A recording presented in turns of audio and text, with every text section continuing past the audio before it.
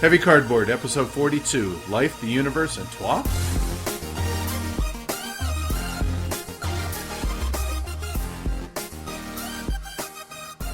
Coming to you from Arthur Dent's house in the West Country. Welcome to Heavy Cardboard, where we talk medium and heavy strategy board games, war games, 18xx, and other related topics in the board gaming hobby. We're your hosts. I'm Edward. I am Tony. And I'm Amanda. Woohoo! Amanda, why don't you tell them how to get in contact with us? All right. So just about anything, any place that you want to go to that has heavy cardboard available, we have it. You can go to our website, heavycardboard.com. Send us emails. We love hearing from you guys. Contact at heavycardboard.com. We're on Twitter, Facebook, and Instagram, all at Heavy Cardboard. Our BGG guild number is 2044. Come join the conversation. We've got lots of good stuff going on in there. Heavy Cardboard thanks the great people at Game Surplus for their sponsorship of our show. They have an awesome reputation and a fantastic inventory of games. Their tagline is the home of great games at great prices. So check them out at www.gamesurplus.com. You can reach them via email at games@gamesurplus.com and tell them Heavy Cardboard sent you. It's been a couple of great weeks for reviews over on iTunes. Thank you to everybody that has left us ratings, and a special thank you to those that took the time to leave us reviews since the last episode. Those are Crow, Coder Dave, John Tasmo, Dan Hopkinson, Jeremy Carmichael, and Graylum02. Thank you to you guys in particular for leaving the reviews, but thanks to everybody who's taken the time to rate us and review us on iTunes. Keep it up, please. So, you guys have heard that we have a new voice on the show. It's not a guest. This is a new bona fide host to the show, Amanda. Now, yes, she is my wife, but I'm really hoping that y'all think of her simply as a host who happens to be Edward's wife. So, our goal is just to do exactly that. So why don't we let her introduce herself? Hi, everybody. I'm Amanda. I've been on the show a couple of times, but not anywhere near in this capacity. You've definitely heard Edward talk about me before. So mostly positive. Mostly, yeah. So I'm 35 years old. I am from Texas, and that accent will come out occasionally. So a little bit about my gaming background. When I was very little, I was visiting my grandparents' house and did not want to go home for whatever reason. So in order to get me to go home, my grandfather bribed me with going to Albertsons and buying a game. And that became a tradition, and I soon owned every game that Albertsons carried. We're talking... I didn't know that Albertsons had that many games. It's like Hi-Ho Cherry-O and Chutes and Ladders and all that kind of stuff. Gotcha. So Sorry. Yeah. That became a tradition, and soon I owned every single game that Albertsons carried. But Edward and I started playing serious games in 2012 and just fell in love with it. Our best friends now have been brought to us from this hobby, and it's really, really great. So... Another thing about me is that I'm very anal about logging all the games I play through that awesome app with BG Stats, even down to like scores, who I played it with, everything. And those do sync up with my profile on BGG. I'm Amanda U on there, so you can always look me up and see what I've been playing lately and see if I've been winning. I also love to take photos of the games and post them up on Instagram. I am Amanda U825 on there. I also do post under the Heavy Cardboard login. So give me a follow if you like board game pics and pictures of the best greyhound on the planet. His name is Asher. I also struggle with severe anxiety, which is mostly controlled with medication, but I may also sometimes share what it's like to game not only with anxiety, but also with the migraines that I suffer from. I have them chronically, but I'm in good hands, and we'll get it figured out eventually. So, I hope so. Yeah, me too. So that's me. Welcome aboard, lady. Thank Yeah. you. Welcome. No pressure. Yeah, none at all. That was sarcasm. Well, you know, the only thing that's constant in the world is change. And with a new host coming in, it's time to say goodbye to an old host. I'll be leaving Heavy Cardboard in about 2 or 3 episodes. It's been a fabulous 21 months. Heavy Cardboard is something that I've never imagined it would be when we started this. The community that Heavy Cardboard has built here It's a great community of heavy gamers. I think Heavy Cardboard's a leader in promoting the coverage and exposure of heavy games, too. And I really think that proves how underserved this particular segment of the gaming community has been. I'm gonna step away from Heavy Cardboard because, work is picking up for me. I work at a software startup, and this is a pretty critical year, and that's going to cut into my gaming hours. In fact, it cut into recording today. Right. As I've talked with Edward over the past few weeks, my gaming tastes have been cycling, and now I want to play more specifically 18xx games. I'm not going to stop playing Euros. I love playing Euros. Don't get me wrong there. And also, being part of a show like this means you adhere to what is, let's face it, a little bit of a tyrannical gaming schedule. You have to play the games that are coming up in the review cycle. Having less hours available means I really can't invest the time that Edward and myself and now Amanda would demand of me to be faithful to Heavy Cardboard. It's best for Heavy Cardboard if I step aside. So I've had a blast doing the show. I think my friendship with Edward and Amanda have grown over the last 21 months or so. I can't imagine, Edward, a better partner than you, man. I also can't imagine a better advocate for heavy gaming in our community. I do call you my Don Quixote, as you're always tilting against the windmills, and I give you grief for it, and I love you for it too, man. Obviously, the show's going to change, right? Not in all ways. This is still going to be a quality show that's going to serve this community very well. Some will like the show better without me. Maybe some will not, but that's natural. I know this, though. Heavy Cardboard is going to continue to be a strong voice in the heavy gaming community. So keep listening, keep participating, keep playing heavy board games. I'll always be a friend of Heavy Cardboard. Maybe you'll have me on as a guest from time to time. Amanda's going to rock it. Ludus Ponderosum. So we've known about this for a number of weeks. We've just been trying to figure out how to break it to y'all. So here we are. So to be honest with you, the reason Amanda is coming on is we genuinely think she can handle her own. Like I said when I introduced her, yes, she is my wife, but she is not coming on to this show as my wife. She is coming on as my co-host, first and foremost. So, like Tony said, the show is going to change in some ways, and mostly it is not. We are going to have guest hosts on from time to time. We have a number of them lined up over the course of the next few months.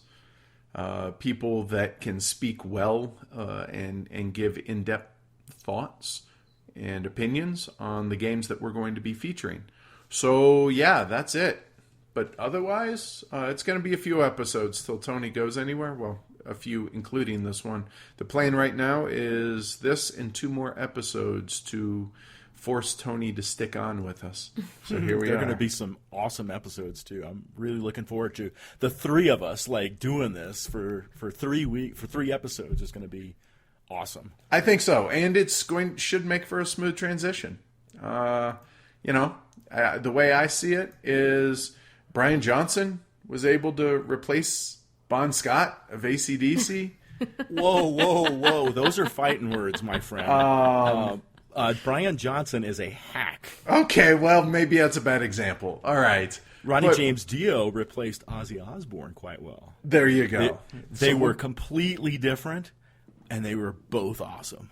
Yeah, and that's something we want to point out here is Amanda is coming on the show to be Amanda. She is not coming on to replace Tony. Nobody can replace you, dude. Well, there's no reason to replace me. All of us are imminently replaceable. But no, seriously though, we did. Amanda did do an episode 0, and which is a test episode. Yeah, she kicked butt. So speaking of transitions, Peyton Manning, dude, he's going to be transitioning, at least he better be, onto the retirement, onto the scrap heap, because we won the Super Bowl, babes. Amanda, what are you, a Cowboys fan or something? What's that look on your face? Well, where I grew up, it's halfway between Dallas and Denver. So you're either a Cowboys fan or you're a Broncos fan. And I fell more in the Cowboys fan area, but my mother had a gigantic crush on John Elway, so I was probably about 80% Cowboys, 20% Broncos. But Okay. living in Denver definitely makes that a little bit higher, but I will always be a Cowboys girl at heart. So I'm happy that they won the Super Bowl, but I'm also bummed out that Tony Romo cannot keep a collarbone intact. No doubt, right? Edward and I have been on Weight Watchers for a month now. And No, 3 weeks. well, this starts our 4th week. Yes, correct. I am 7 pounds down total. I'm very proud of myself. Yeah. Way to go. Thank you. But I'm even more proud of Edward because he has stuck through all of this with me. He has cooked delicious meals for us, and we've been having gigantic salads every night, and we're both already, even only after 3 weeks, we're already much more conscious about what we're actually putting into our bodies instead of just shoving McDonald's in our face. We're actually thinking about what we eat and thinking about it in a different way. And so I think nothing but good could come from this. So, I mean, this morning for breakfast, I made pancakes. We had eggs and bacon, and this was all on Weight Watchers. And it was- for dinner. it was all for delicious. dinner, we had a steak and a loaded baked potato. So it's not like we don't eat or we eat like birds or no, man. You just learn to eat the right things. Game day, we're snacking on veggies and nuts and fruit instead of candy and licorice and all this other crap. cookies So, hey. and cake and Danishes. I've missed the cookies. And the funny thing is I still have a bit of a sweet tooth, but it's just all in moderation and it's all the right stuff. Just be smart about how much chocolate I'm eating at the end of the night, that type stuff. So far so good. So HeavyCon, it's completely booked up and paid for. We have 47 peeps, including us three and Tony's wife, Robin. We're excited and somewhat shocked, I guess, that Joris and Jeroen from Splatter are making the trip from the Netherlands to come to, our little convention. Yeah, So it's badass. I'm so excited. couple that with lots of listeners, heavy gaming friends, and some other designers and podcast friends, and should make for a pretty memorable second year of the convention. So if you're listening and you're interested in attending Memorial Day weekend for next year, shoot us an email and we can add you to the contact list. We still have a small number of t-shirts left. Now, I'm not going to say that this specific design will never be reprinted, but it's going to be not reprinted for the rest of this year for sure. Possibly ever. So if you want one of our quote-unquote Since 18XX t-shirts, now's the time to get them. Order one, support the show. You can get them on the website, heavycardboard.com/loot. And last but not least, we are going to have a new design in time for HeavyCon. So that's what's going to be replacing this one. But these are pretty sweet, so get them while they last. So it's February. You're right. This is our last episode in February. And February of last year. Wait, isn't there a song like that? February of last year. That was bad.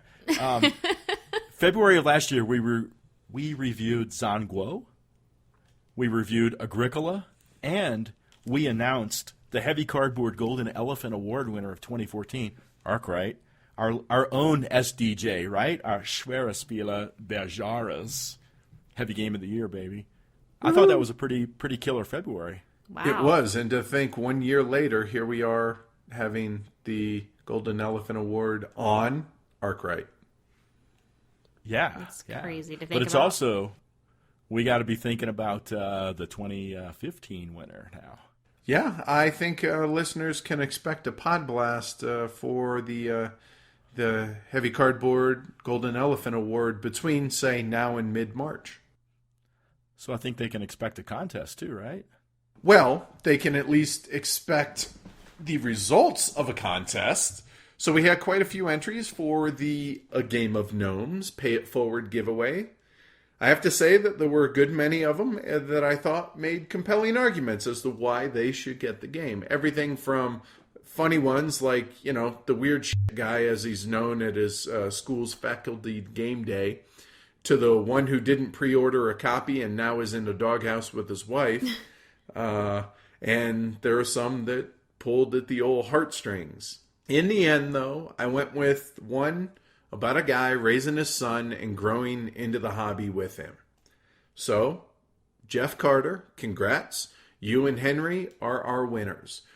Shoot me an email over at contest@heavycardboard.com and we'll get it out to you. Thanks again to Fragger Games and to Fun Again Games for really good, great, dare I say, customer service and helping make the Pay It Forward possible. To those that didn't win, I'm pulling for y'all next giveaway. Well, let's see. We've all made some game acquisitions, no doubt, in the weeks since our last episode.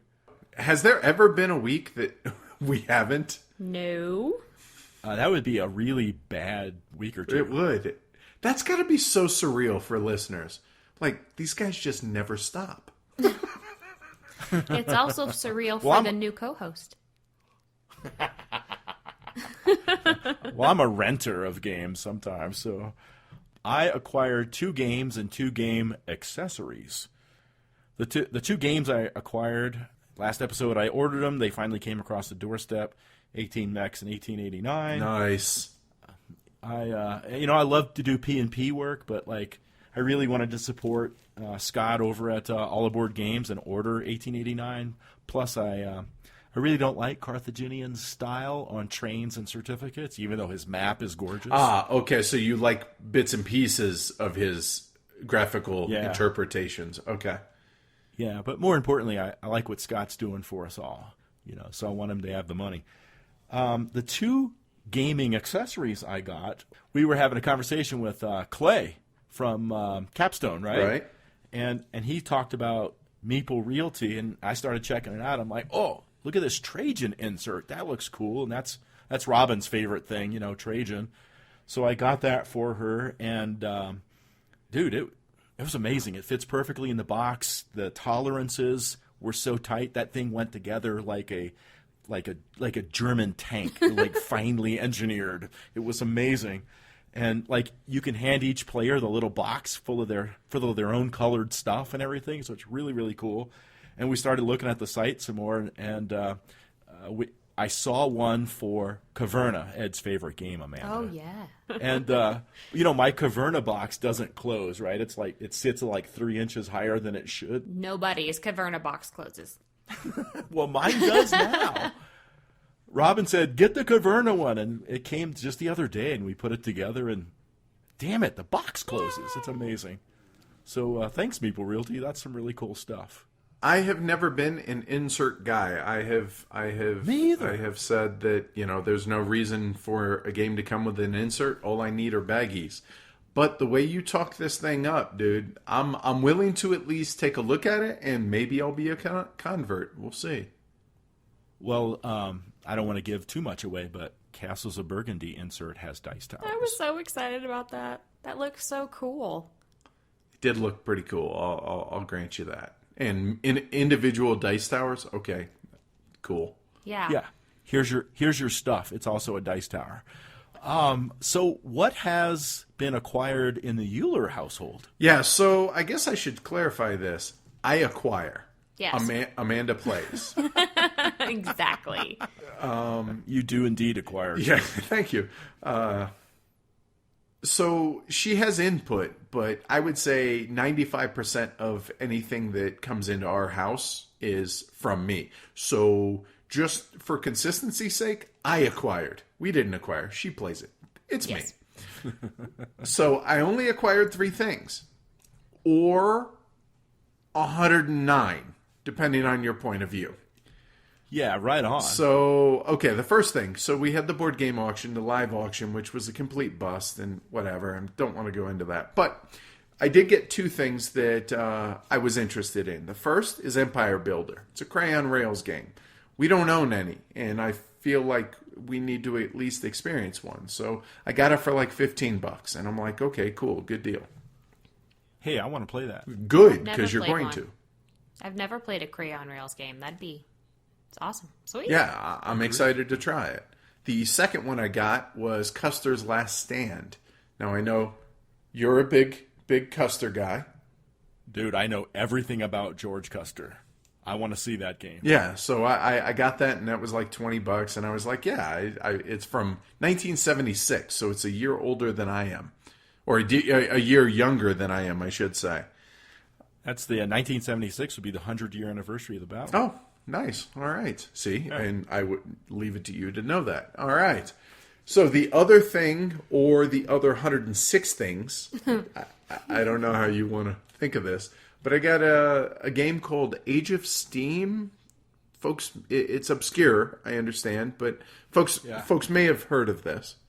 But I got 2nd edition Warfrog, even though Chad just gifted me a copy of the 2nd edition Warfrog edition. But the reason I got this is, it came with 59 expansions, which actually is 105 different individual maps for Age of Steam. Which is cool. That's awesome. But that kind of rolls into the whole hunting anticipating thing. I'm a little pissed off at Paul Chad. Because he got me on this Age of Steam kick, and now that I got a huge collection, I'm close enough now that completionism kind of sets in, damn you. And the stuff I don't have ain't going to be easy to get. Here we go. But the justification I have for this is I have decided that I'm going to hunt Age of Steam maps, and I'm in agreement with Amanda to get this because it wasn't cheap. Let's say it was south of $1,000, north of $750. To be able to do that, I'm selling off my HeroScape collection. Yay! I'm embarrassed to even think that you have a HeroScape collection. Oh, hush. Well, the reason why that I was agreeable to selling the HeroScape collection is because we've played HeroScape once, and we've had, like, all of it since we first started playing heavier board games, because we saw that stuff, we thought it was so awesome, we bought as much as we could. That's all that we got for Christmas one year just about was HeroScape stuff. And again, we've only played it once, but Age of Steam will get played constantly. So there's a good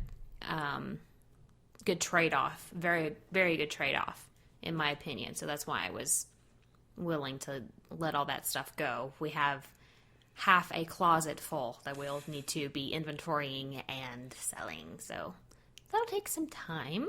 Yep. So other than that, I've added a couple games to the Anticipation Geek list. So if you're interested, go check those out. Like I said earlier, I'm the one who acquires stuff. Amanda's the one that plays it. So Amanda, what are you looking forward to on the playing side? Obviously, more Age of Steam, since we have almost every map in existence, especially the Disco Inferno map. That was played on Saturday, but I had a really bad headache, so I was camped out of my office, so I didn't get to play it. But I really want to play this game with Tony because he will lose, because one of the rules is when it's not your turn, you cannot hum or sing or anything. And Tony is constantly singing or playing air guitar, or my personal favorite, the air harmonica.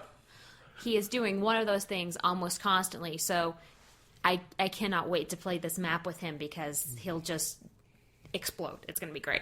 Other than that, just more of our challenge games. It's Edward and I both picked 5 games, and it's best out of 3, but we've only played 1 so far, so we really need to get rolling on that and play more of our games. We were gonna try to play a 2-player game of Through the Ages last night, but we got tied up watching Jessica Jones, and that just kind of fell through. But anyway, so yeah, that's what we need to get doing. So Tony, what have you been looking for? Well, I have, I guess, pre-acquired my anticipation list, or things that aren't here yet. That sounds familiar. You know, in our last episode, I asked any listeners if they had a copy of SNCF the Netherlands that they would be willing to part with. And Martin up in Canada said, heck yeah. So thank you, Martin. I'm looking forward for the Canadian Post Office to hand that over to the United States Post Office to hand that over to Heavy Card. Yes, and thank you. Even though you're getting it, we get to play it, so thanks. Yes. Thank you. Cool map, it sounds like. I did finally P500 1846 after you scolded somebody, Edward, and I was like, oh, crap, I got to do that. So thank you for the reminder. Hey, anything that helps support that publishing of 1846, because, man, I feel like this is a watershed moment for the 18xx part of the hobby. I really think this could be a very big thing. And this is the perfect one to start with as well, to be published by a big name publisher instead of like a print and play type thing. Well, I had some extra PayPal money, and When do you not have extra PayPal money? well, when you rent games, you end up with PayPal money. Right. There's been talk about some Indonesia group order, but I said I'm not missing out on this, so I pre-ordered Indonesia from Splata. I can finally have a copy of my favorite game on the planet. Yay! What, you already own Splendor, don't you? Yeah. I have the Splendor Deluxe Collector's Edition. Okay, all right. Wooden box, all that. And the last thing was I did back Medici on Kickstarter because it's a great little auction filler, and I have that first edition, and it's just god awful, as are almost all of the editions in English. And this edition, man, looks freaking gorgeous. It's got a bunch of colorblind aids in it too, with symbols and stuff, and they're using cards, not chits in a bag. So really looking forward to fall when that arrives. Yeah, I was wondering if you were going to pick that up, because I remember you doing a trailer on it, however many months ago, and talking about the artwork and everything. And I saw that on Kickstarter, and not really, I'm indifferent on it, but I thought of you, and I'm surprised I hadn't heard of it. So it's good to hear that you are picking up a copy of it. I take it I shouldn't give you my first edition then? I mean, I won't say no. Okay. When the new one comes in, the old one is yours. Okay, cool. Thank you. So what have you been playing, Tony?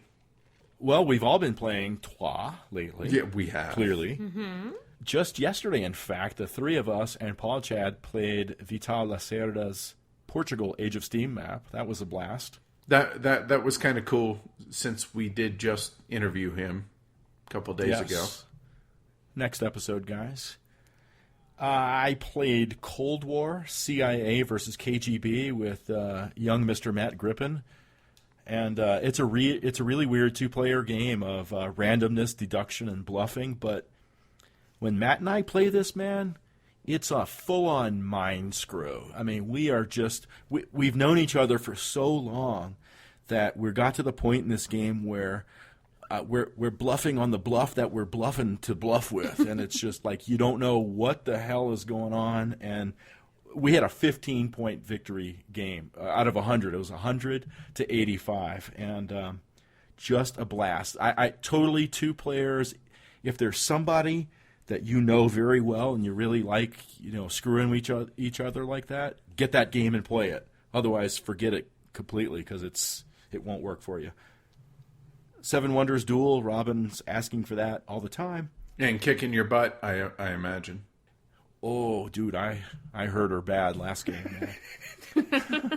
Because you know what? That game could be tough, man. Depending on how you draft, man, it could be a bad thing. Pasha, I also got that for Robin. It's a dice rolling Yahtzee game with some card play that makes it more interesting. She loves dice games. Been working on a new SNCF map. This one kind of an 18xx homage, which got a 2D stock market. And company values can not only rise, but fall. So that's been sort of interesting. Yeah, I saw you guys playing that while I was cooking at game day. So I was bummed that I missed out on that. But I'm looking forward to giving that a go. It's really cool. Well, you missed out also because you were sick the previous weekend. But Amanda and I played 1880 with Chad and Tony and Kyle. Yes, and it was great. Wasn't it was. I loved it. It was so much fun. I was saying, hey, this isn't really a game for a noob. And Kyle was like, I'll play. How do you think Kyle did? I think he did good. Really good. He held his own for it shocked me that he'd never played an XX game before. But he did. Yeah, he did great. He really did good. he grokked it and he rocked it. He finished 5th, but he was in the game, competitive and attentive the whole time. Yeah, it was nice. It was nice to see that from a first-time player. It was great. Cable Car continues to hit the table just as a end of the game day filler. And Trajan, the inserts came and the wife was like, all right, we're playing. It's out. Let's do it. So I only lost by 2 points. That's the best I've ever done, Trajan. That's essentially a win against Robin. What's been getting played in your house? Who's shooting first over there? Well, I've been playing just about everything that you mentioned. The Portugal map was great. The first time I played Age of Steam, I played it with a map that was not very well suited for the number of players that I was playing with, so I really didn't enjoy it at all. But I've played it a little bit more, and now I've fallen in love with it. Damn it. So... Which I encourage, considering we just got 105 maps. Of course. So, yeah, we played the Portugal map yesterday, and that was a blast. We, Hold on. When you say a blast, it was enjoyable, was not fun. Really? Oh, boy. For some of us at the table, it was a blast. So Dude, I thought I was 3rd, and I finished 4th, and I could not have had more fun. well, for me, I was a whiny little Yes. and I will own that. I'm losing. Well, I'm okay. losing, let me pout. Oh, wait, I'm second. I had 3 or 4 more loans, shares issued than you guys did, and I was getting really frustrated because I'm still learning the system, and I'm learning how you need to look at what production is going to be coming late game, and that was a level that I was not prepared to get to, and I paid the price for it, and I was frustrated beyond belief. And yet, somehow, some way, my whiny little butt still ended up second. So I apologize that I was a terrible loser in that game, and lesson learned. So that's on Don't me. let it happen again, sir. Yes, ma'am. Okay. So, again, like Tony mentioned, we have been playing a super secret map designed by Tony of SNCF. It's really cool. I'm looking forward to playing more of that as well.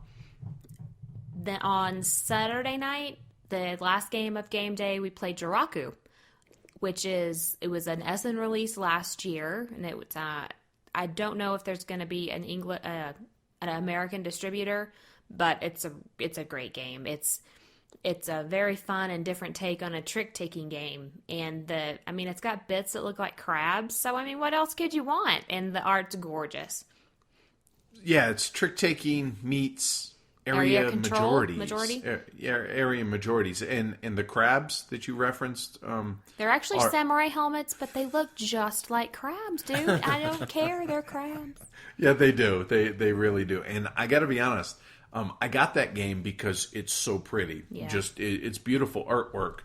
But come to find out, it's a pretty sweet little area really majority good, game as well.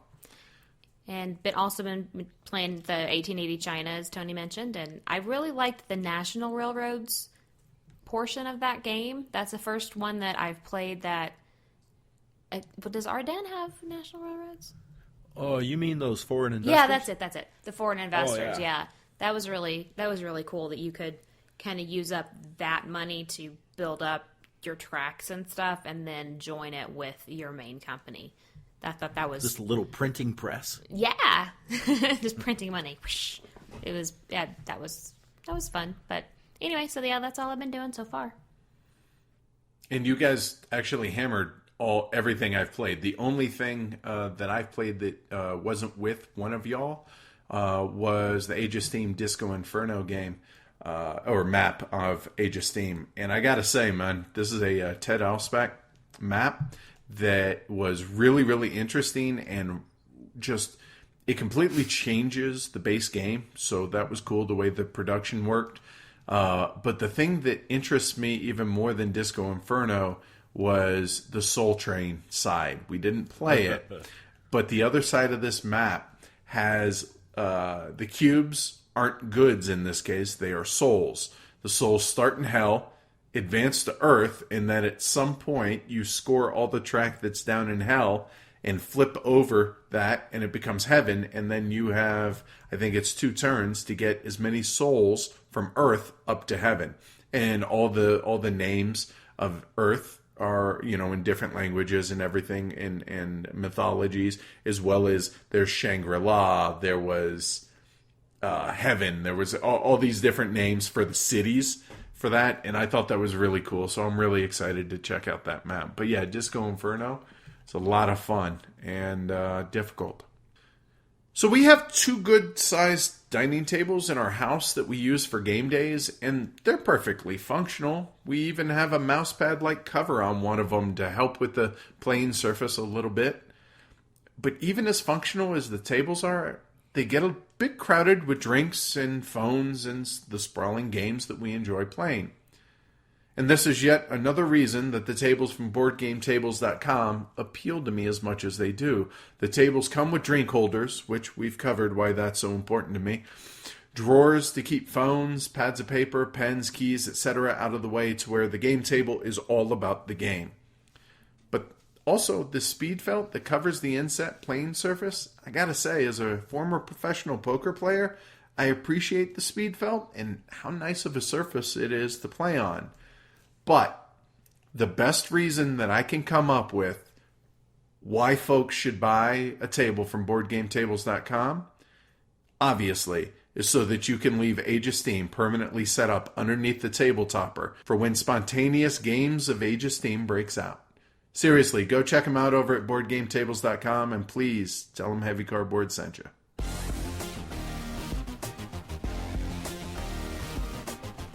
So, Tony, tell us a little bit about 1849.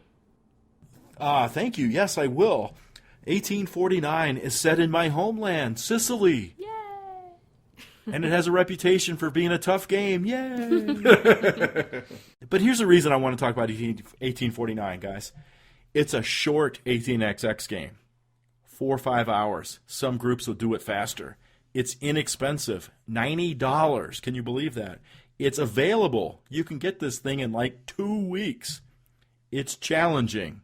That's what we're going to talk about. And it's an 1830 clone with a little bit of chrome. So like if you know how to play 1830, you essentially know how to play 1849, except for the challenging part. So 1849 is a 1998 design by Federico Villani. It's a 3 to 5 player game. As I mentioned, 4 or 5 hours. With experience, it'll go down.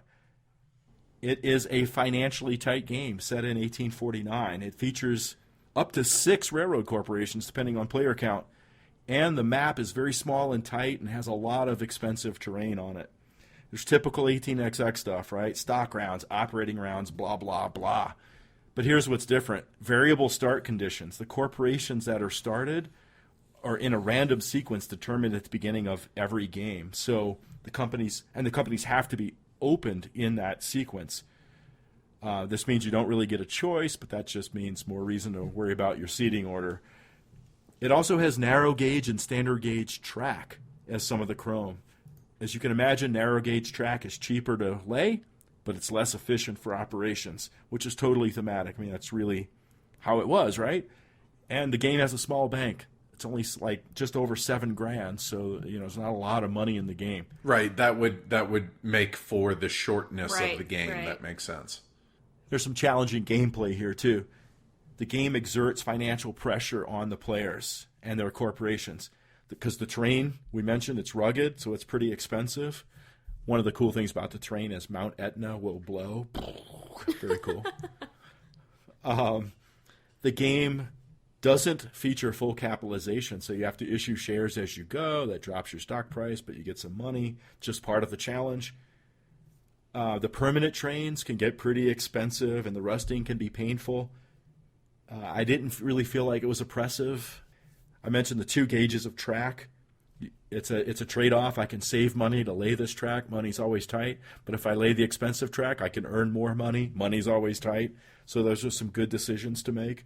There is a closed space on the stock market. you start the game obviously without a train and you fall back, and then if you're issuing shares, you're falling back, and if you're withholding money, you're falling back, and so the companies go through this cycle where they hover near the closed space, so it's a little bit edgy there, and one of my favorite things there in our gameplay was I had one share of John's company, and he was one space away from closed, and I sold my share and closed his company. Then he had to go downstairs and play a different game. Oh, that's the time you play. Okay.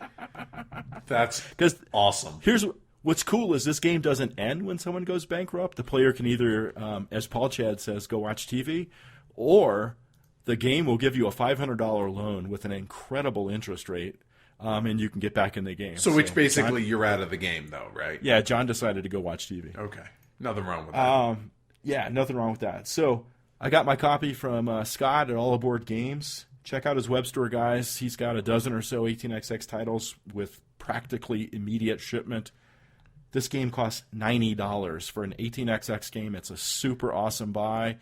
Great challenges. There are some variant rules like electric trains and things like that if you want to soften the financial challenges. These things just let more money flow into the game, so you can kind of adjust your challenge level. I like it as mean as possible, of course. Of course. I really think this is a great buy for an 18xx game, and if you're looking for some financial challenges, I encourage you to check it out. I'm not going to rate it after only one play, but sure feels good to me. Nice. $90, huh? $90. That's $18.49. Nice. All right. Well, onto the list it goes.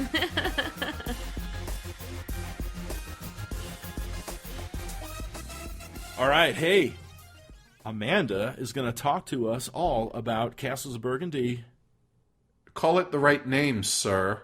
It is Die Burgen von Bergen, according to Paul Chat. He will tell you that is the proper way to say it. However, in English it is Castles of Burgundy, which is designed by Stefan Feld and published mostly by Ravensburg and Nalia. The player time, the players are 2 to 4, and they can play anywhere between 45 minutes and 2 hours. But, obviously the number of players does determine length, and if you get some of those lovely AP prone people in a 4-player game, it can definitely overstay its welcome. But, my favorite is at 2 or 3. So the main mechanics of Castles of Burgundy are dice rolling, set collection, and tile placement. The goal of the game is victory points, and since this is a modern Feld, it's definitely a point salad. As an idea, a normal score for 2 players would be 150 to 200 points, so if that's not a point salad to you, then I want to see what you think is a point salad. So anyway, the goal is to fill up your princedom, which is your personal player board, and you have 5 phases, each of those with 5 rounds in which to do so. To fill up that princedom, you utilize tiles from the main game board. Those are called settlement tiles. Those are obtained by dice rolls and selecting from the game board. The number that are placed on the board varies with different player counts. There are 2 groups of tiles in the game, goods tiles and the settlement tiles for your princedom. The goods tiles are obtained from shipping and can be sold for money during your turn. To begin, you roll your 2 dice, or, if you have that lovely insert from Meeple Realty, you use your dice tower. Those can dictate what you do with that turn. The game board is laid out with 7 different tile areas. They're numbered 1 through 6, and then a bigger area in the middle that has tiles that you can purchase. Those cannot be obtained with dice. After rolling your dice, you decide what you want to do from the following things. You can either pick up a new tile from the game board that is the same area number as your die roll. You can place a tile that you obtained previously. Your personal board has 3 holding areas at the bottom. You can also sell goods tiles. Those have to, again, match the die roll. Or if you really don't have anything else to do, you can sell your die for 2 workers. The workers make it where you can either do a plus or a minus to your die roll. Each settlement tile does have a benefit. Some are rule breakers, some allow you additional actions, etc. The game ends after all 5 rounds of the final 5th phase has completed, and the most victory points wins. So let's talk about what's cool about the game. So this is a really cool entry-level game. It's really great to use to introduce friends to the hobby. We've done that many times, and it's always worked. They've always fallen in love with it. What I like about it is even if I'm playing with someone that has never played it before, I can take one of the harder boards while they use one of the normal boards. That way we both have a challenge and I don't feel like I'm falling asleep while playing.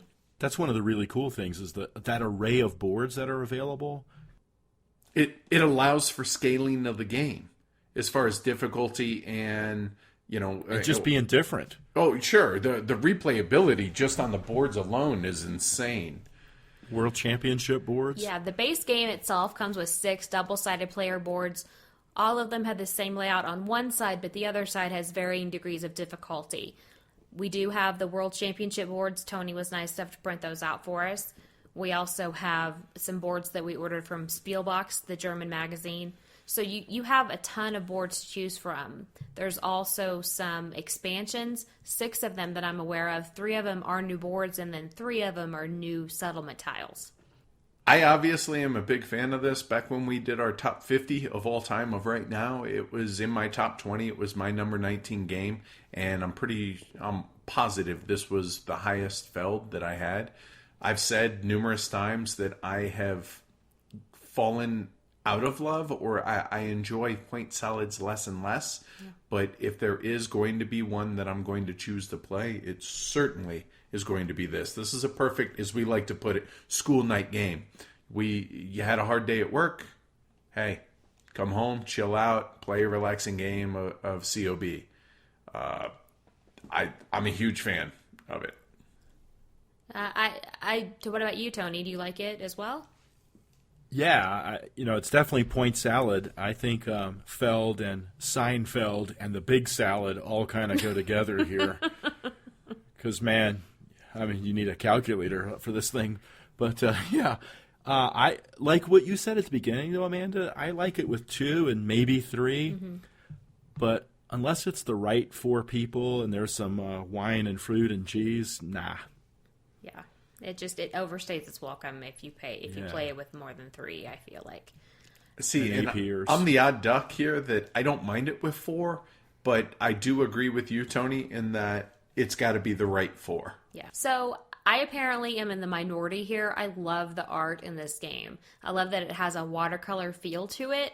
I love that all of the building, there's settlement tiles that are buildings that you can utilize for other things whenever you place them, but I like that they're all different. They all look different, and you can definitely tell that is that's a farmhouse and that's a keep or whatever. You can there's really cool differentiations between all the different buildings and then all the different animals and everything else. I really like the art. And like I said, don't. Apparently, like I said, I'm in the minority apparently, but I really like it. But I agree with you as far as the differentiation between the buildings, and I really dig just the mechanic on how you can chain action upon action.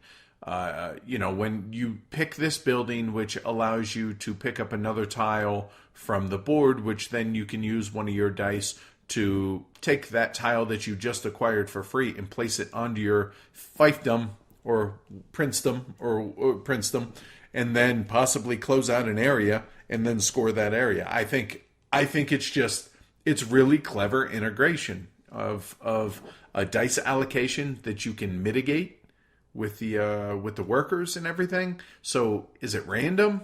I guess. Yes, there's dice, but you can mitigate them. So it's just a win-win-win all the way around as far as I'm concerned. I dig the oodles of replayability with the random draw of the sediment tiles each round. You'd never know what's going to come out of the bags. Or I guess in our case, the color-coded bags, which that's nice. Or coffee cups or whatever it is you use. I also appreciate the graphic design is really good.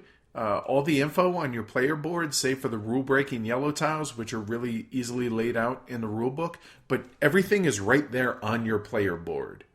And you can use that as easy reference. Oh, what does this building do? Let me look. Okay, so there definitely are a few things that are not cool about the game, unfortunately. Point salad. Well, other than that, the settlement tiles themselves are kind of flimsy feeling. The cardboard that they utilized wasn't very thick.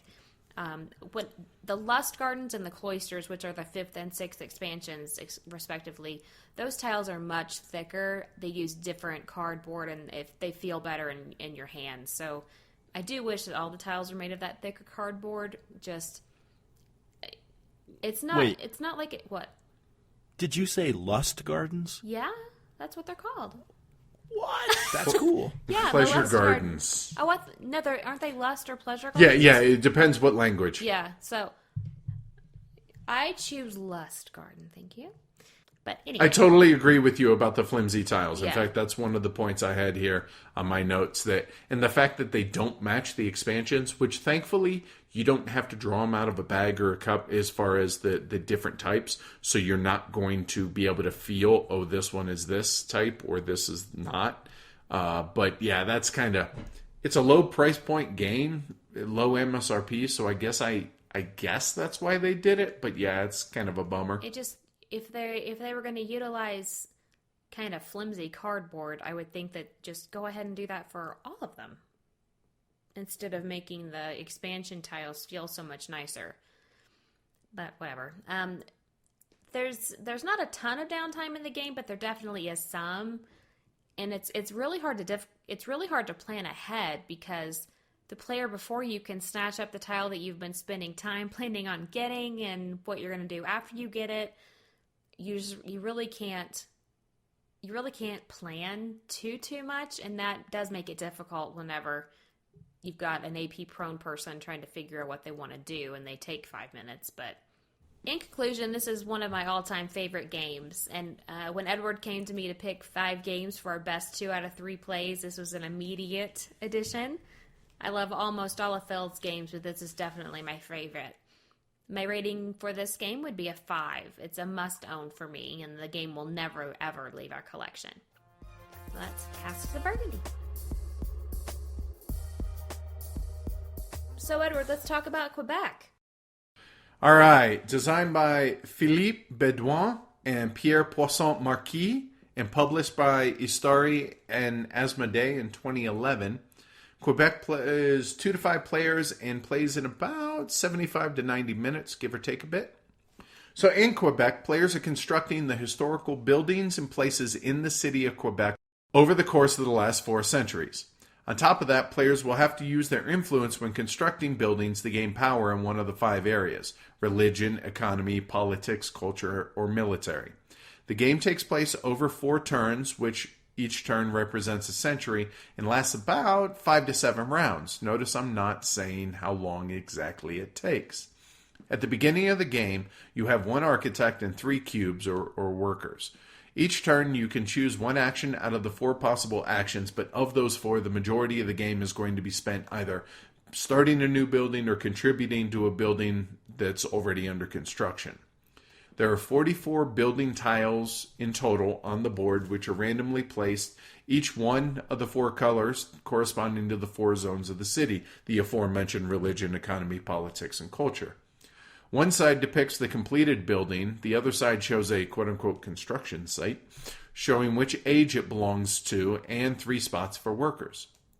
Depending on where the tile is placed, anywhere between 1 to 3 workers is going to be needed to contribute to the construction of the building. When you start a new building, you place the architect pawn over the age indicator, which is 1 or 4, depending on which the current age is, and receive 3 workers to use in subsequent turns. Each building belongs to one of the 4 districts of the color, which dictates which additional actions other players may get from contributing to the building. Notice I said other players. If it's your architect, you don't get the additional action. Each building type has its own unique set of additional actions, which range from placing extra workers to getting just bonus victory points.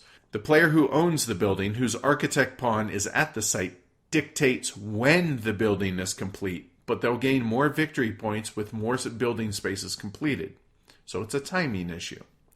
When the building is declared complete by the player whose architect is marking the site, the player places the workers into the building's corresponding zones. The age ends when either no buildings are available when a player tries to build one, or the player has no workers in front of him. At the end of each age, there's a scoring phase, And this, to me, is the most interesting part of the game, where the players go from zone to zone and gain points. A player gets 1 victory point per cube in the zone, but the player with the most cubes in a zone cascades half of their cubes to the next zone. So, say we're scoring the culture zone. Amanda has 5 workers, Tony has 2, and I have 7. We all gain our respective points. That's fine. But I get to cascade 3 of them, which is half of 7 rounded down. So 3 of my workers, and use them in the next zone to score. Scoring continues, and you can chain cascading if you continue to win the scoring zones. With the final cascading going to that player's active worker pool. So if you have anything left over, you take half and you get to use them next turn. Do this 4 times and the game ends. There's a contiguous network scoring and scoring of each of the buildings at the end, and the player who has the most VP is declared the winner. So that's Quebec in a nutshell, or a big nutshell. Think coconut. So the cascading effect, like I mentioned, where the scoring and the winner of a zone cascades half of their workers down to the next zone. I think that is a really, really clever mechanic, and that's my favorite part of the game. There's a variable turn length, which is dictated by the players because you, like I said earlier, it's usually 5 to 7 turns, but it could be a little bit quicker, be a little bit slower. I love any game in which the turns are dictated, the length of the turns are dictated by the players, because that's something that you need to juggle. There's fighting for the majorities, because who's going to cascade, and then maybe if you're able to cascade from this zone to the next zone, you're able to score, just oodles of points left and right. The network building at the end of the game makes for really good competition of the various buildings. So, there's only one place that my network can expand into, and if somebody takes that, I'm no longer going to have the biggest, network of buildings, and that really hurts me come the end of the game. I think the graphic design's great, language independent, which that's cool, but it's a non-factor, I think, for most of us, but at least for us, it's nice to see. Great historical artwork on the buildings once they're built. And it can be had for cheap. There's family rules. You can play with pink, which Chad's always a fan of, because how many games in which you can play with pink, right? And it is an area majority game, so it definitely is going to play better with more players, I think. But I think at 3, 4, or 5, it's a good game. What do y'all think? I think I've played it at all player counts, and I would agree. It scales well. I would have to disagree with you about the art. No, I didn't say art. I said graphic design. Okay, fine. The coloring. Oh, God, I haven't even gotten to that. Okay. That's atrocious. Yes. I agree. Yes, that's one word for it, yeah. Tony? Well, I've played it once. Really? I remember That's nothing all? about it. Yeah. I remember nothing about it. It did not make me want to play it again. It did not make me want to own it. I have no interest in this game. Okay. That's a really terrible thing to say. No, there's nothing wrong with that. Because we're gonna get more into that later. So the color choices that Amanda mentioned, they're rough to say the least. Yeah. It comes off as extremely garish, and honestly, it's just not appealing to look at on the table. It's just not a fan of the color choices. The artwork is great, but the color choices, I think, of the areas and everything, just not a fan. Another bummer for me is the theme disappears while you're in the game. It becomes purely mechanical, which is kind of a bummer because it's obvious the designers put a lot of work into integrating the mechanics into the theme. And I get that, but it just doesn't matter while it's in the game. And I guess this kind of goes back to the whole, we really don't care about theme in games. It can only enhance it. It's not going to detract. And here's a good example of that. Like, it's a non-issue as far as I'm concerned. I agree that the theme is kind of pasted on. I mean, you could use this for any city. It doesn't have to be Quebec. It could be New York City. It could be Baltimore. It could be anything, because it's just literally like pasted on there. So for a rating, I've played it I think 4 or 5 times. I'll give it a 4. It's simple. It's a family level Euro, but it's one that when it hits the table for us, pretty much everybody enjoys it, and it's sticking around, and it can be had for $20-25. Am I going to suggest anybody run out and go get it? No, but if you're looking for a really cool mechanic with the cascading effect and something different and an enjoyable, hour and a half, I don't see anything wrong with it. And that's Quebec. We had a bit of a menage a trois on Saturday. Why don't you speak on some trois? Yeah, we did, man. We played 3 simultaneous games of trois this weekend. We had a house full of trois players, man. It was very fun. Trois is a 2010 publication by Pearl Games and Z-Man Games. This game either won or was nominated for 10 different international gaming awards in 2010 and 2011. And the designers, it's a trio of designers actually, Sébastien Dujardin, Xavier Georges, and Alain Aubin. The art in this game, I'm sure we'll talk about this, was Alexandra Rocha. And it's a 2 to 4 player game. Here's what I'm saying, 25 minutes a player. What do you guys think? I think it's less than that. Yeah, this game can rock and roll pretty fast, guys. Availability and cost. Well, it's out of print, but Pearl Games is doing a reprint some point in time this year, supposedly followed by the Ladies of Trois, the expansion. So we'll be coming back around. So what's happening in Trois is several highlights to here. The players are in the role of a wealthy family in Trois, where work on the cathedral is accomplished and challenges to the city are met, while commerce abounds. The length of the game is player count dependent. I thought this was kind of weird. Tell me what you guys think.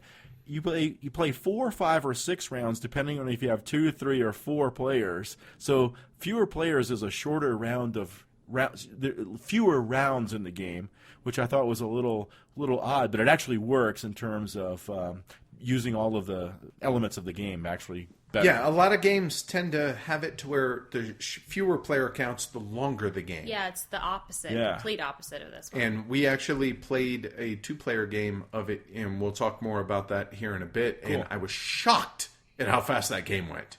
Yeah. So in these 4, 5, or 6 rounds, the players are going to use their dice to place followers in the 3 main areas of town. There's a military, civic, and religious area. Each follower in these areas means that 1 die can be rolled on each of your turns by you. The civic area will earn you yellow dice, the religious white dice, and the military area will earn you red dice. And you must be skilled in the placement of your followers in these 3 buildings. You want to be able to get the quantity and color of dice that suits your plans, and you can be displaced by your opponents, so go carefully there. Players are also going to contribute to the construction of the Great Cathedral, and they're going to earn victory points and influence points. You're going to combat the events in the game. These events are cards that are laid out, and they affect life in Trois, basically. They have an effect on how the players are going to use their dice. They also have an effect on some of the buildings and cards in Trois as well. The main mechanic in Trois, however, are the 3 action cards that are in each of those 3 buildings, the military, the civic, and the religious building. This is where the meat of the game lies. Each building will reveal 1 card throughout the first 3 turns. So in turn 1, there's only 1 card available in each of the 3 buildings. In turn 2, there'll be 2. In turn 3, 4, 5, 6, whatever, there will be the full complement of 3 cards per building. These cards are going to determine the specific actions and combination of actions that can be used by the players with their dice. For example, my set of Trois, I have the promo, I've got the expansion, blah, blah, blah. So there'll be 9 cards in the game out of a possible 57. That's a lot of variability. Huge amount. the actions allow the players to do a myriad of things, from earn money, earn influence, earn victory points. And something I think is kind of cool is storing actions that can be used to accentuate subsequent actions that you take. The cards also create I think, an enticing combination of plays. Often, but not always, the output of one card will affect the input on another for yet a different output on that card. And I think that's kind of cool. The dice, obviously, are the lifeblood of this game, though. As I mentioned earlier, each player will roll a certain set of dice, the color and count of which are set by their followers in those 3 buildings. And, well, these are placed into your district in the city after you roll them. And all the players put their dice into the districts. And it helps here to not think of the dice as your dice. You just rolled them, and you acquired them. And these are people that you are contributing to the workforce of Troyes. But other people can always hire from this workforce. So it's always free to use your dice, but you can buy dice from other players during your turn with your money. Influence, mentioned that word a couple of times. Influence is a pretty important currency in the game because what you're going to do is use it to mitigate the luck that the dice bring into the game. So influence, if you find yourself shy of influence, you will find yourself a slave to the tyranny of randomness. So, like, what the influence does is it allows you to re-roll dice. It allows you to flip dice to the other side. So that's really cool because a 2 could become a 5, for example. And you can also hire new followers with your influence. And that's really important to be able to take care of be able to take advantage of the action spaces and to put followers in those buildings to get more dice.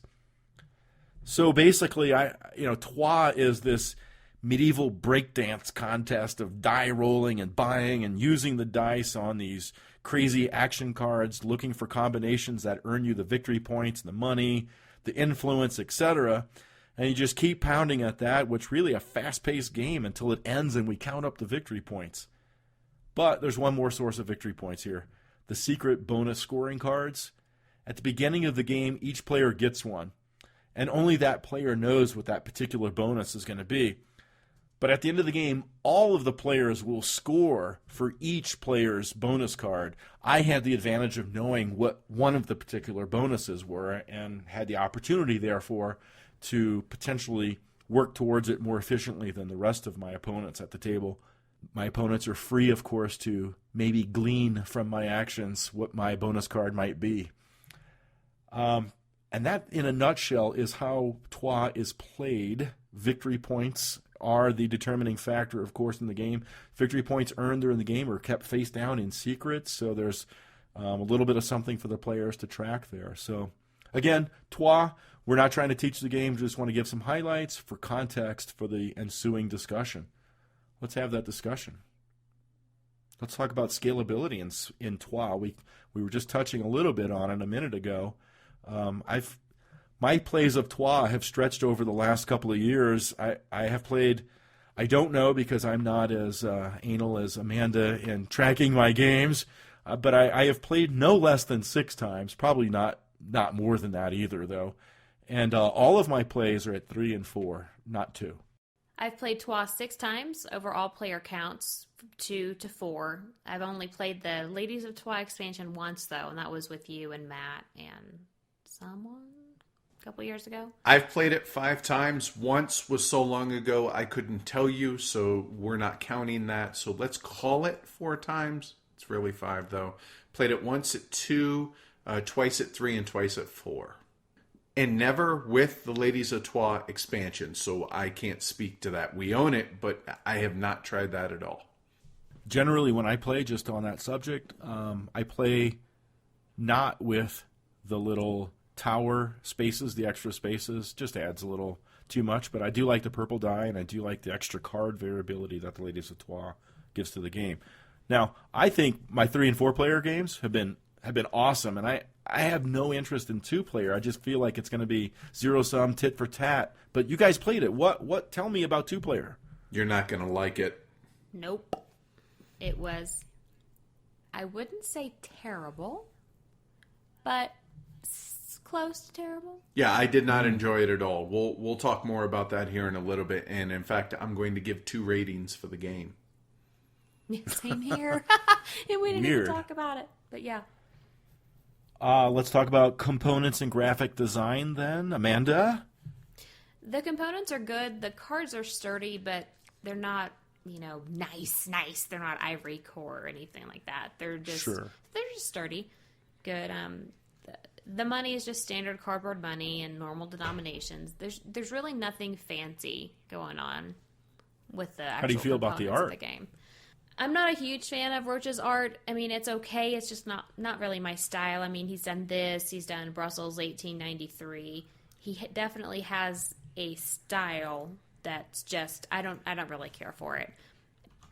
But I do have to say that old English font usage is absolutely horrible on those cards.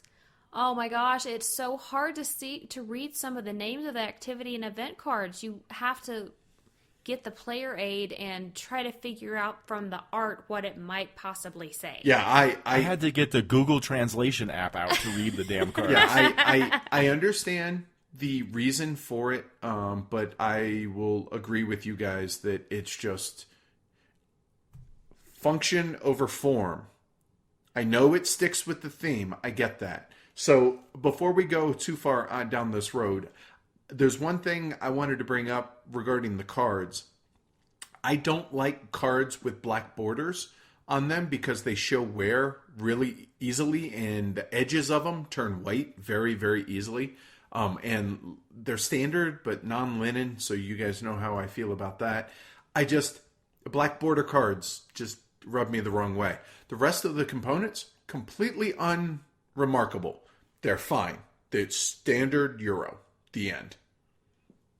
I will say I do like the artwork in the game. I think it feels suitably medieval. Oh, it absolutely feels it, but absolutely, I don't like it, and apparently Amanda doesn't either. I am not a fan of that style of art. It's perfect for the game and for what it is, but I just don't care for it. Yep, same here. I just don't like it. The end. I had no issues with the rule book. I thought it was clear. It's well laid out. I mean, I've read it several times. Again, recently, of course, and I got no problems with it. There were a couple ambiguities, I thought, but I think it's fine. There's nothing that a quick reference, especially for an older game like this, a quick reference is going to get you the answer on BGG. So no issues really with the rulebook. Speaking of BGG, there's a player mat on there that was done by Derek EC. The mat makes keeping track of all your workers and your cubes and your special character. And you have so many things that you need to keep track of. And my brain just will not allow me to have one gigantic pile of stuff. So I really like this mat because there are special areas for each thing that you need to keep track of. I would highly recommend downloading that. And I really am not a fan of playing without it. When we were having our menage a trois on Saturday, I was playing with Dana, and she looked over at me and she said, "This isn't the copy with the mats in it. Where are the mats?" That's my copy. Yeah, and I was like, "Give me just a second." And so I printed them from my phone and ran to my office and grabbed them, and that made it so much easier to. It just makes it easier to play the game. Just easier. The end. So, Amanda, you're new to heavy cardboard. Yes. Officially, anyway. Yeah. You've always been there. I've always been the third chair playing the games with you guys. So allow me to put you on the spot. Trois, is this game heavy, medium? What is this? Medium. I do not feel this is a heavy game at all. Nah, not at all. Not at all. Medium. Solid, good medium. I think it's the quintessential middle-of-the-road Euro. So complexity. And I think this brings up something that we all just kind of spaced out saying in the graphic design part. A lot of the complexity in this game comes from the really shitty iconography. Yeah. I would agree. That's what makes it heavy. Yeah. No, I think the iconography is an impediment to being able to play the game. If you want to talk about there are games complexity for complexity's sake, I feel like until you are very well versed in this game that the iconography forces you to reference the rule book so often that it almost becomes a bit of a chore to work your way through. And when you multiply that by 57 possible cards, plus 20, 30 event cards, you're really looking at stuff all the time. Yeah. Every time you flip over a new card, you got to look it up because the iconography is just not apparent, right? And that adds some complexity. It really does. It's rules complexity due to poor iconography, if that makes sense. Yeah. I don't really feel like doing the actions is complex.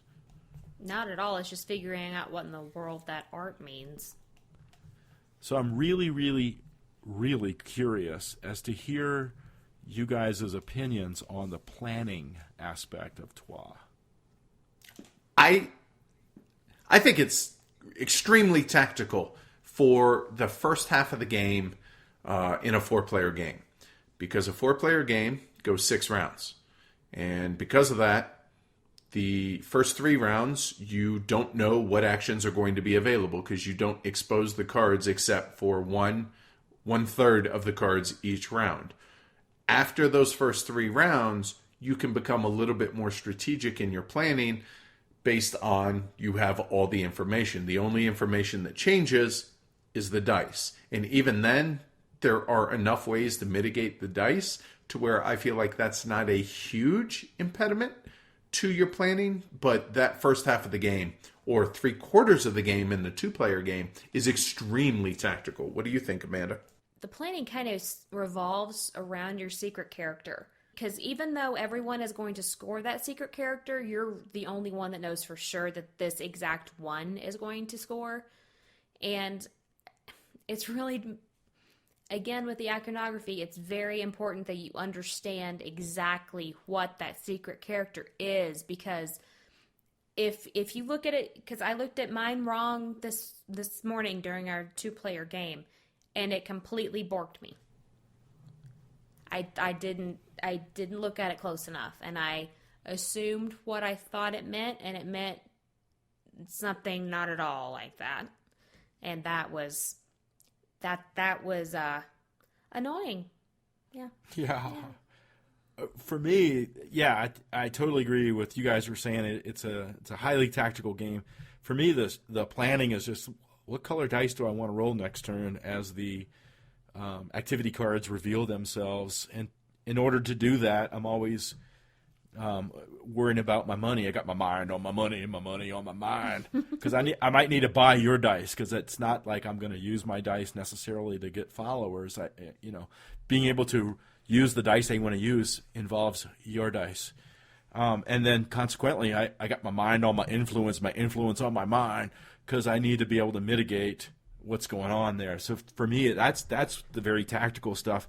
I honestly, I don't pay a lot of attention to my bonus card. I definitely do pay attention to it, but I'm more concerned with doing what I need to do rather than doing that because I'm going to get points for my card, your card, her card, his card.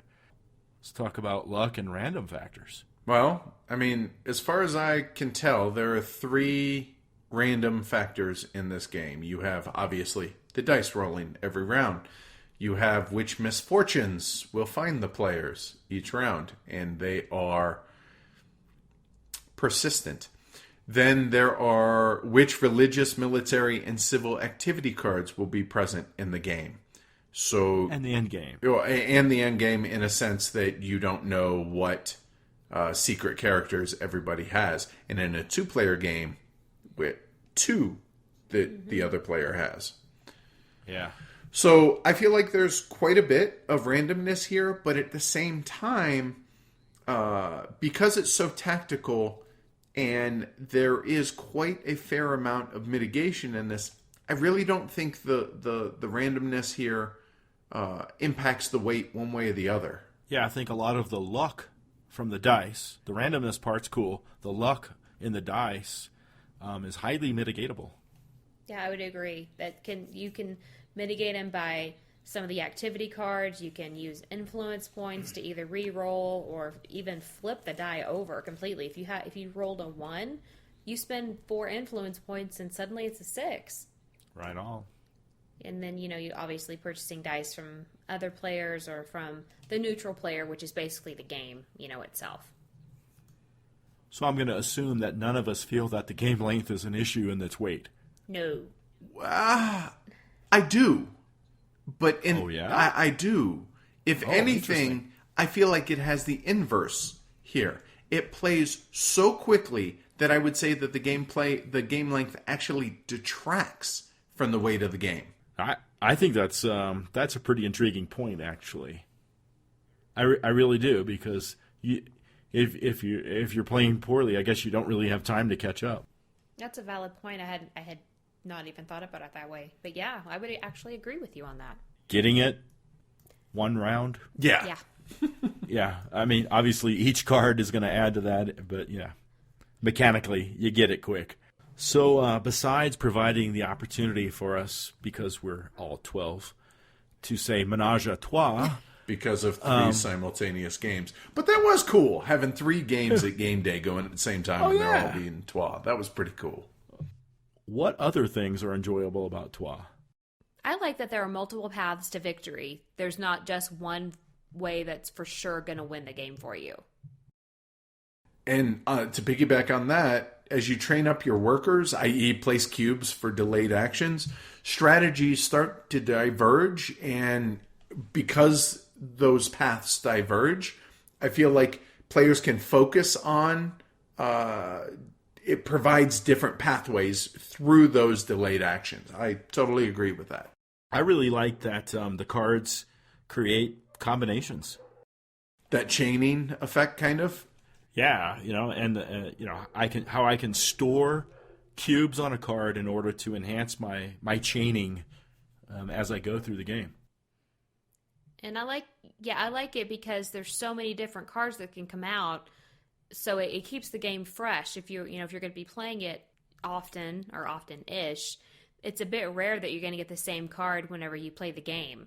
It is going to take a few times, for you to maybe see the same card again, which again goes back to the iconography and you having to take a little bit more time to figure out what exactly this card does. But on the positive of that, it also helps you keep that game fresh and help you come up with new chaining ways to chain, because maybe this time we have this card that we had previously, but we don't have this other card that I was using to chain it. Okay, is there another combination that I can come up with to be able to do that? And I think that ever evolving game to game changing of the chaining and having to discover that is really clever. Yeah, that variety, man, and the fact that like in a 4-player game, you don't see the full variety in that chaining until the game's half over. I really like that, I feel like it really makes the strategy just kind of dependent on, it's emergent, it's like dependent on what combinations, what cards present themselves. And who can figure out different ways to do it. How can I exploit these? Right. What can my opponents do to mitigate my exploitation? Yeah. Oh, crap. Amanda's going to buy my white dice. And I really enjoy the player interaction when taking dice and even having dice taken from me, because you can be like, oh, awesome. Yay, I rolled exactly what I needed. Oh, crap. Tony took that one that I really wanted, and you get to cuss each other, and that's always fun. But on top of that, just because he took that die you needed doesn't mean you can't buy another dice, provided you have the money, and then you can spend influence to either re-roll it or change it to the number that you need it to be. And boom, ways to mitigate it. But on that... I mean, stealing is kind of not even really the right word, because it's being taken from you, but you're getting money for it. It's not like you're just getting nothing for it. You're getting some money. So that helps with the pain a little bit. Exactly. My next point here was there's this distribution of wealth. Okay, if you have the dice that people need, which you're not going to necessarily know the turn prior, there's this almost Great Zimbabwe-esque distribution of wealth that, okay, you're taking my dice, but I'm rolling deep now, and so I can use this money to either steal dice from you or from Tony or from Matt or from someone else, or I save it for other actions to be able to place workers out on the cards to be able to store up victory points. So it just because you got my dice doesn't mean you're gimping me. It just means that, okay, this might be a really tactical thing that I have to take what's given to me or what's available to me and not stick with that original plan necessarily and try and force a round peg into a square hole. I like that in that distribution of wealth, that the cost of the dice that you purchase are a little bit like exponential based on how many dice I'm going to use. So if I want to use 3 dice, every die I buy will cost $6, 6 denier. So if I want to use 3 dice that I'm buying from the players, that's going to cost me $18. But if I have 2 dice and want to use a third, it's only going to cost me 6. It's that's a very effective mechanic. Right, and if people stole, quote unquote, dice from you, they will have had to have paid you for it, and now you have that money to be able to steal from somebody else or the game or whatever. And this is one aspect of the Ladies of Troyes that I think a lot of people like, and that's the purple die. No one can buy that from you. Oh, it's like wild, one stationary die? Yeah. Oh, okay, that's So, cool. That's clever. Whatever I roll on my purple die, you can't buy it, and it could be whatever color. Oh, nice. So it's a wild, unstealable die. Okay. Wild as far as the color goes, I mean. But I mean, hey, you don't need Ladies of Troyes to get dice. Buy a purple right. dice. Yeah. That's true. You got some orange ones laying around? Whip them out. I'm curious how you guys feel about the forced, I guess, forced teamwork of those nasty events.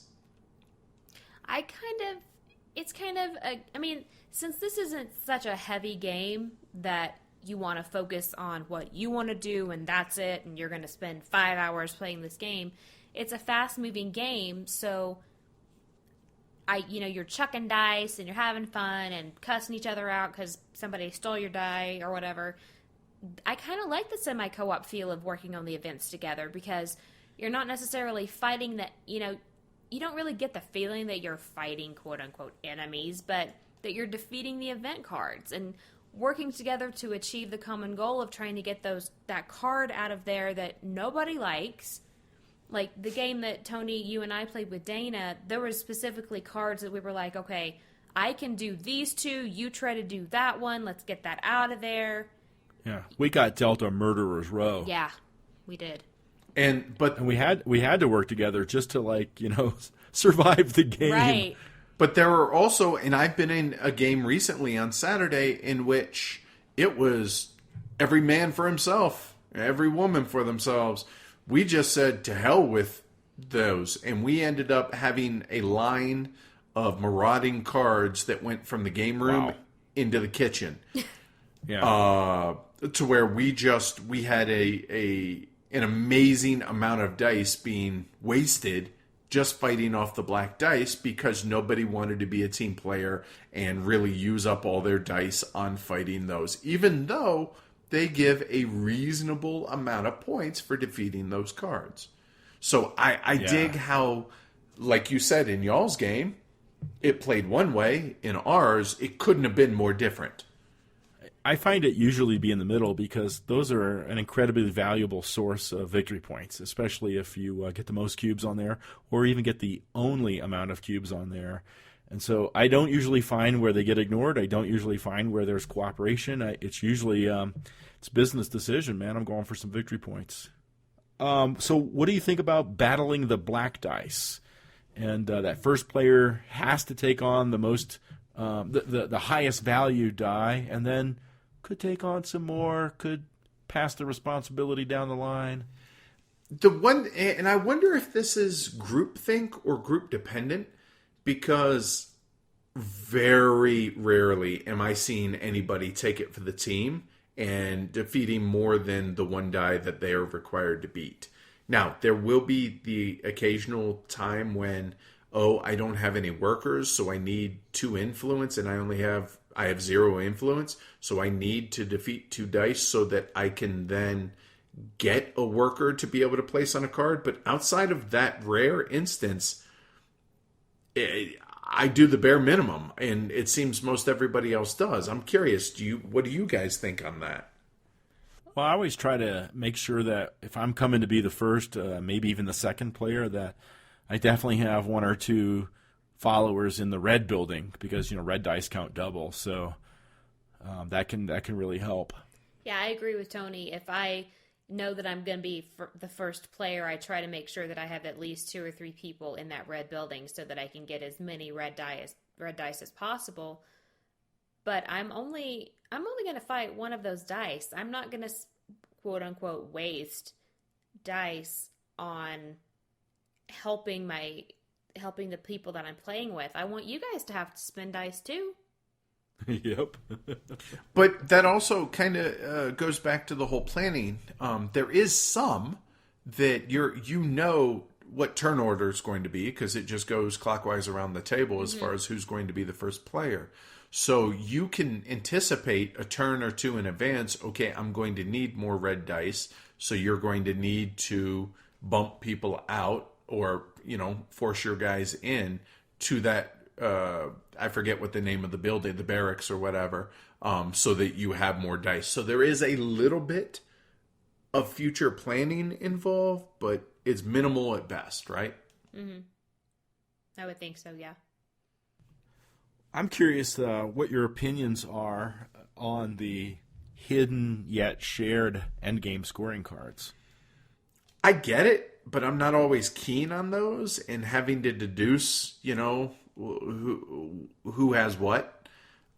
There are games in which it is a critical thing, like this goes back to Argent, the consortium, right? To where who has what knowledge of what people. But the game's short enough to where it doesn't bug me as a side thing. But whatever, I could take it or leave it. Yeah, sometimes it's really not hard at all to figure out what someone's secret character is, because if they are really focusing on event cards, then that that's the one that they have. Or they're pounding the cathedral. Exactly. You know which one that they're going for. So you might want to do that too, because you're going to get points for it as well, because everyone gets scored, gets those points. What do you think, T? I'm ambivalent to it, really. Like you said, it's short enough, and like I said earlier, I don't really make a point of trying to really go all out to maximize my points on my card. I'm just gonna, if the things I need to do to get points are better than sticking another guy in the yellow building, then I'm gonna do the other thing, because I'm gonna get points at the end of the game from whatever the hell you guys got. I usually don't even try to deduce what other people doing. There could be an option. I've been pretty successful. There could be an option, just like what we suggested for Shipyard, that if you don't like it, all right, deal 4 out, face up, and those 4 are going to get scored at the end of the game. Hey, good idea, man. Yeah, I like that idea. What things about Trois maybe knock us the other direction? I'll start, and I know it's going to be unpopular, and we kind of hit on it already, but I strongly dislike the artwork. It's subjective. I'm not a fan. I understand that it does fit with the game, but yeah, not my thing. And that Old English font was just... somebody's got to make a decision of function over form. But again, you're talking to 3 18XX players where, we want function over form. So that's my number one biggest complaint about the game, which I guess is a good thing, right? Yeah. For me, one of the things is it's a bear to teach, and that goes into some of that font and iconography and stuff like that. It's really, I had to make a teaching guide to get myself through it, because it sucks to teach it. I've never taught it, but it's funny, when we were going to play this on Thursday, actually, that was kind of our barrage when we started playing it a bunch of times between then and now. In anticipation for the show, you were like, "Yeah, this is a bear to teach," and I was like, "Really? There's just not that much to the game. Why is it so hard?" And then I was like, "Oh, okay, yeah, okay, I get that." I agree about the art. I wouldn't call it ugly. It's, it's fine. It's just Rocha's style. I'm not a fan of Rocher. But again, about that old English font. I mean, in graphic design terms, and this is going to make Tony KR very happy. If they had just adjusted the kerning on that font, it would not be as bad as it is. And kerning means the space between the letters. So if they had just made the kerning a little bit bigger, then the letters would have been spaced out more. They wouldn't have run together as bad, and you could actually read what it says instead of trying to figure it out by what the art looks like and looking at the player aid. And also, I mean, the theme is pretty dry. Did you guys think that way? I mean, I did not feel like I was building a cathedral. I didn't feel like I was hiring workers. I didn't feel like I was fighting enemies. I agree, but I can also see the opposite side of that, to where the actions that are actually on the card and what they do fit with the building that they're in. So I can see how people could do that, but we come at games in general from a mechanical focus than a thematic focus. So we're not really looking for that, I guess. But I can see it. But yeah, I agree. It's purely mechanics, man. Yeah, that's all this is. I'm gonna go a different way here. Theme schmeem, as we say, but the gameplay's so fast that you can't really see it. But if you think about it, the game really there is a narrative to it based on what cards come out, and as particularly on the event cards, and maybe I get that from my wargaming days, because when you play an abstract wargame and one regiment charges another regiment and it should beat that regiment, but it falls back just because you rolled a 3. There's got to be some narrative reason that happened, right? Because the colonel caught a musket ball in the head, or you don't know, right, what happened on the tabletop. And I kind of can build a narrative in Trois, actually, based on the cards. The last thing for me on the not likes is, and I don't care about this because Ed, as you said, we all played various train games and economic games, but literally every action you do, you have to do short division. I can imagine that annoys people, but that doesn't annoy us. That thought never crossed my mind. But now that you mention it, I'm like, oh, you are having to, aren't you? Yeah, you do. And it can be annoying whenever you can buy dice from other areas or other players that almost gets it to where you can do something twice or 3 times, but you're like, what? Short. That's a little frustrating too. So I got a few more here. It's point sality. I've covered how I like this less and less as a mechanic. I highly do not agree with that at all. Seriously? Hold on. 40 points is point salad? Yeah, hold on. Man. You get points for your secret goals. You get points for hold on. You get points for the cathedral. You get points for having workers on the activity cards. You get points for killing the black cards. Yeah. Stop beating the horse. I understand what you're saying. And you're right, man. You're absolutely right. You've convinced me. It is, but it's not like Amanda talked about Castles of Burgundy, where you better get out 4 abacuses to keep track of your score. This isn't like that. It is. You're right, man. It's point salad, but boom, it tops off. Nah, you've made a great point, man. Yeah, that's true. It's AP heaven, potentially. It kicks my butt. It's in a large part due to the tactical nature of the game. Like Amanda said earlier, I have this plan for this turn. Damn it! I needed that dice and that die, and that's the last yellow die. Okay, so now what the hell am I going to do this turn? Let me try and refigure it out. So for a quick playing short game like this, there can be a reasonable amount of AP, at least for me. And again, I know I'm going to be in the minority, and I think Amanda's going to agree, but I simply do not like this game with 2. I'm all for pressure. I mean, hello, Agricola. But the misfortunes stack up stupidly quickly if you let it. And again, that goes back to that whole co-op type thing if you want it to be. And the game plays, dare I say, just too quickly for 2 players. Because it's only 4 rounds, you don't even see all the actions until the 3rd round. So I am just completely in the minority. I understand that, but I do not like this game with 2. So my summary for Trois would be that it's supposed to make you feel as if you were personally recreating 4 centuries of history in France by becoming the head of a prominent family, but the theme that the designers were going for just falls flat. While it doesn't make this an unenjoyable game, it does factor into my opinion of it. I would rarely suggest playing Trois, but if the mood to chuck some dice, I'd be, willing to play it. I can say, however, but that if it was suggested to be played at only 2 players, I would rather watch paint dry. So, for my rating, I would say for 3 to 4 players, I'd give it a 4. There's some cool mechanics going on here. But for a 2-player, I'd give it a 1. I never want to play this game at 2 players again. Wow. She's already lighting games on fire. Seriously, dude? Holy. I'll go. I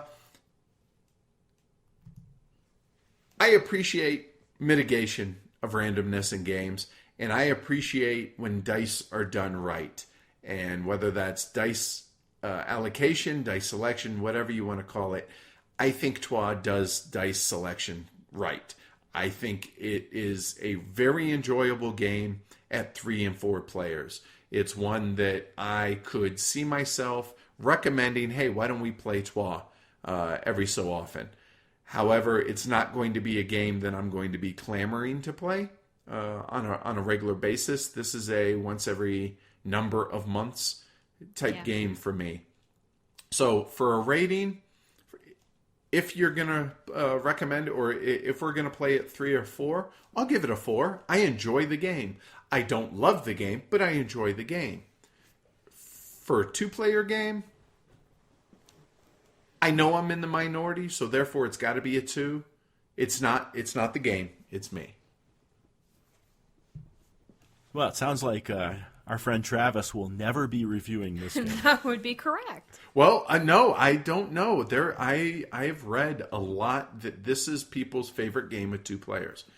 Fine, knock yourself out. It's just not for me. Well, Trois for me is it's weird because it's really something I should not like. It's got dice where the high numbers matter more than the low numbers. It's super tactical. It's got a lack of long-range planning. What the hell am I doing playing this game? It's not exceptionally thinky. It's dry. Okay, well, that's not a big deal. It's not exciting. That's not a big deal either. Maybe, I don't know, but maybe it's one of those weird games that the sum is, the total is greater than the sum of its parts or something, because I do like this game. I like to play it. I enjoyed all of my sessions of it because luckily I have not played it 2-player. I'm really glad it came around for review. It plays super fast. I enjoy looking for the card combinations, thinking about the narrative a little bit, not crazy. I like to eke out every possible move.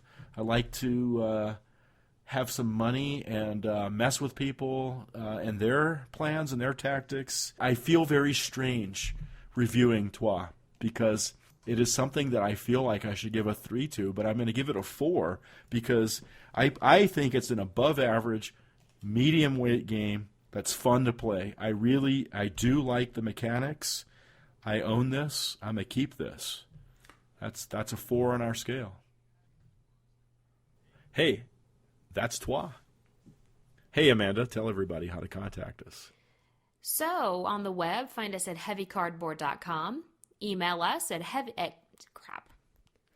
Email us at contact@heavycardboard.com.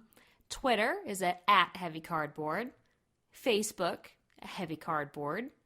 Instagram, @heavycardboard. And our BGG guild number is 2044. All right, so let's put a bow on this thing. A lot of news, a lot of information for people to digest this episode. So, share it with us. Don't keep it in. Tell us what you think. I will say, obviously, I'm going to be at HeavyCon. I'm going to be a third wheel there, in terms of like, my responsibilities on helping Heavy Cardboard through Heavy Con are still on the table. And God, I can't wait, man. Is May here yet? Yeah, it's going to be insane. It's going to be so good. So much fun. Oh my God. So, what is that? Anyway, seriously, we desperately want your feedback. And hopefully you guys continue to support the show. The show is going to change in small ways, but the heart of the show is not going to be any different. And any closing shots, guys? No, I'm really looking forward to some more Age of Steam. That's coming up in a couple of episodes. And, wow. Paul Chad has us on the regimen, the playing of Age of Steam regimen. And that's been pretty awesome. What do we got? Next episode, we have Vital Lacerda. Yep, we have the interview with him. We have the auction mechanic we are going to discuss in depth. And obviously some trailer game reviews. Yep. And for Tony's final show, that will be our big Age of Steam extravaganza. Yay! It will be just wall-to-wall Age of Steam, and I'm super crazy excited about it. And we're going to get to play a lot of Age of Steam, which means yay! Heavy Cardboard thanks the great people at Game Surplus for their sponsorship of our show. They have an awesome reputation and a fantastic inventory of games. Their tagline is the home of great games at great prices. So check them out at www.gamesurplus.com.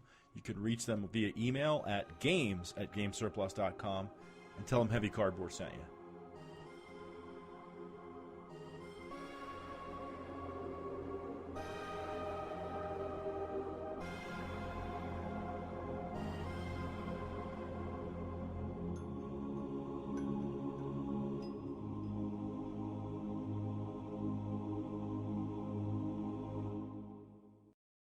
Don't forget to bring a towel. So long, and thanks for all the fish. All the fish. All the fish. All the fish. All the fish. All the fish. All the fish. All the fish. All the fish. All the fish. All the fish.